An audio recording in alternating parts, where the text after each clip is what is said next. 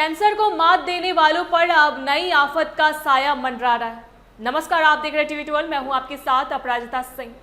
आज एक ऐसी खबर सामने आई है जिसने मेडिकल जगत और कैंसर की जंग जीत चुके लाखों लोगों को गहरी चिंता में डाल दिया है।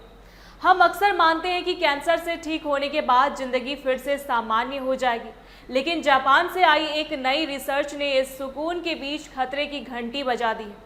दरअसल कैंसर के इलाज में इस्तेमाल होने वाली आधुनिक थेरेपी ही भविष्य में एक और जानलेवा बीमारी का रास्ता साफ कर रही है।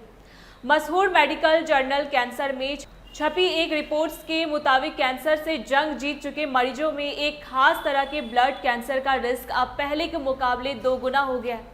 इसे वैज्ञानिकों ने थेरेपी संबंधित तीव्र माइलॉइड ल्यूकेमिया यानी TAML का नाम दिया है।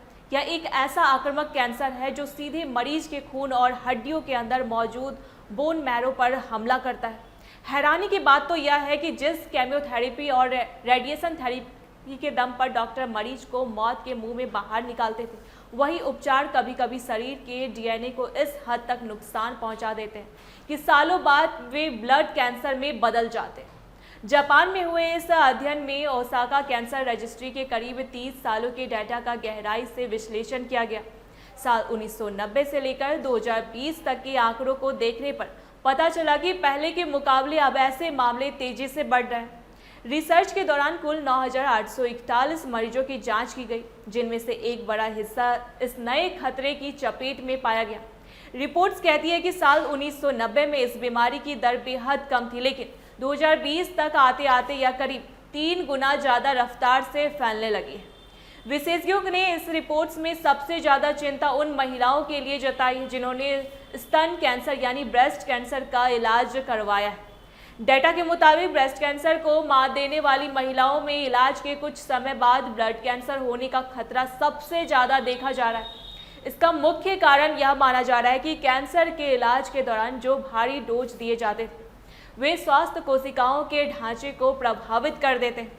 हालांकि इसका मतलब यह बिल्कुल नहीं है कि कैंसर का इलाज ना कराया जाए, बल्कि यह रिपोर्ट्स डॉक्टरों और मरीजों को इस बात के लिए सचेत करती है कि कैंसर से ठीक होने के बाद भी शरीर की लगातार निगरानी करना और नियमित जांच कराते रहना कितना जरूरी है। जापान में हुई इस खोज ने पूरी दुनिया के सामने एक नई चुनौती पेश कर दी है। अब वैज्ञानिकों के बीच इस बात को लेकर बहस तेज हो गई है कि क्या कैंसर के इलाज के तरीकों में कोई ऐसा बदलाव मुमकिन है जिससे DNA को कम से कम नुकसान पहुंचे। रिसर्चर्स का कहना है कि जैसे जैसे कैंसर से बचने वाले लोगों की संख्या बढ़ रही है, वैसे वैसे हमें इस थेरेपी वाले साइड इफेक्ट को निपटने के लिए तैयार रहना होगा। फिलहाल के लिए यह जानकारी एक चेतावनी की तरह है कि कैंसर से जीत का मतलब पूरी तरह से निश्चिंत होना नहीं है, बल्कि अपने स्वास्थ्य के प्रति पहले से कहीं ज़्यादा जागरूक और सावधान होना भी है। ऐसी तमाम खबरों के लिए देखते रहे टीवी 12। धन्यवाद।